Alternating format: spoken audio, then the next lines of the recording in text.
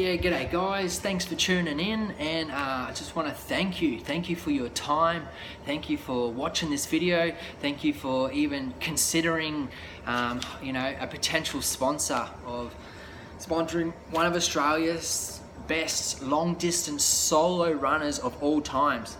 And I mean solo, meaning I've been pushing a trolley for the past 5 years now, guys, with a zero carbon footprint. I've ran now from Melbourne to Cairns and across to Darwin. I've done it in different sections and different goes. I've ran Sydney to Brisbane twice now. I did Sydney to Melbourne in gumboots, like Cliffy Young. If you don't know who Cliffy Young is, I highly recommend it to Google him. He's an old Australian legend. Cliff Young, he did it in gumboots back in the 80s. I did Townsville to Cairns, Cairns across to the Gulf, and Gulf up to Darwin in the Northern Territory in the far west. I did that solo. I'm the first Aussie to run across Australia solo, unassisted, pushing my own trolley, 80 kilo trolley. 47 days it took me to run 3,125 kilometers. It's an average of 68 kilometers a day, pushing my own trolley of 80 kilos. I'm only 60 kilos. I've raised money for many Australian charities. The Royal Flying Doctors have raised $7,000. I've been on Australian national TV program Sunrise with Koshi. I raised $11,000 for the farmers in drought through the Red Cross appeal in under a week. I've raised money for Bush Heritage Australia to help plant native trees. I've raised money for many tree organisations. I've raised money for Beyond Blue for mental health, and I've raced for Australia for triathlon Ironmans for the past 8 years all over the world, guys. I've been to the world's biggest Ironman race, the Hawaiian Ironman World Championships in Hawaii back in 2014.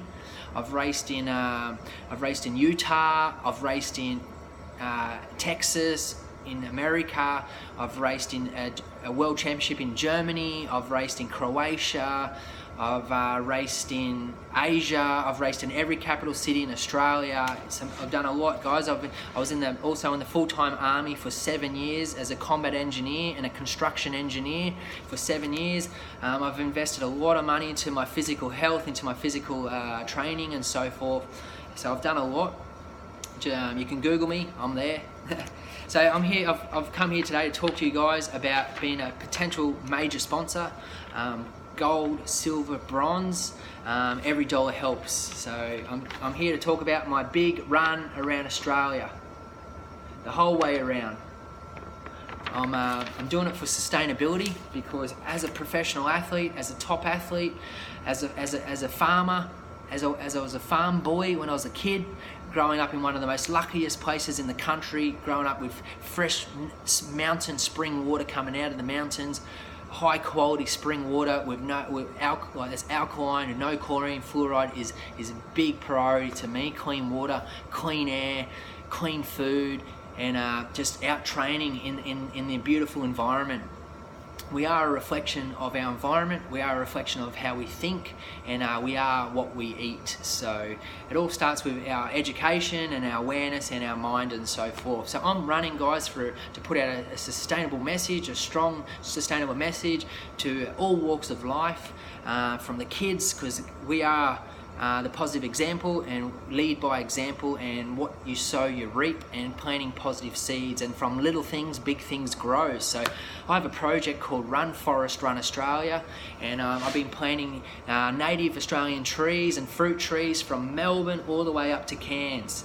I've even did the world's longest run on water. I ran from Byron Bay to Airlie Beach, over 1,000 kilometers in the middle of the ocean, guys, on my own, no support boat.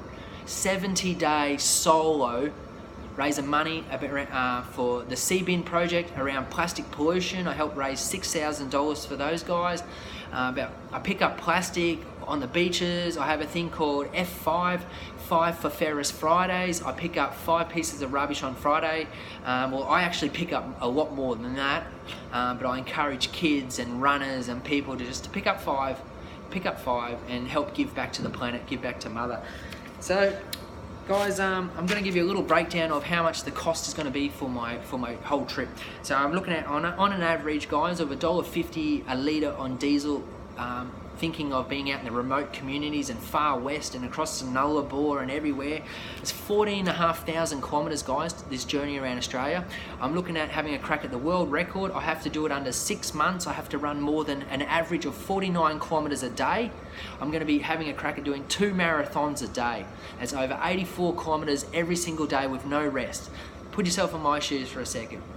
It's a lot of mental work, a lot of emotional work, a lot of physical pain, a lot of suffering, and every day I have to perform, have to keep going. Physical pain, I want to give up. You know, I don't know what career you do, what job you do, how you get to work, what you do to help you stay in the zone. You know, a lot of people sitting down at the offices, a lot of people just, I've got to run 12 hours to 14 hours a day, guys. Anyway, it's kind of cost me around $15,890 for 2 volunteer people, including myself, let alone I can find 2 committed people for the whole trip is a big mammoth thing alone. So if I can find 2 committed people for the whole trip, that's a great thing. If not, I need an extra backup person or a second backup person, guys. So I'll give you a quick breakdown. I'm looking at $3,640 for diesel.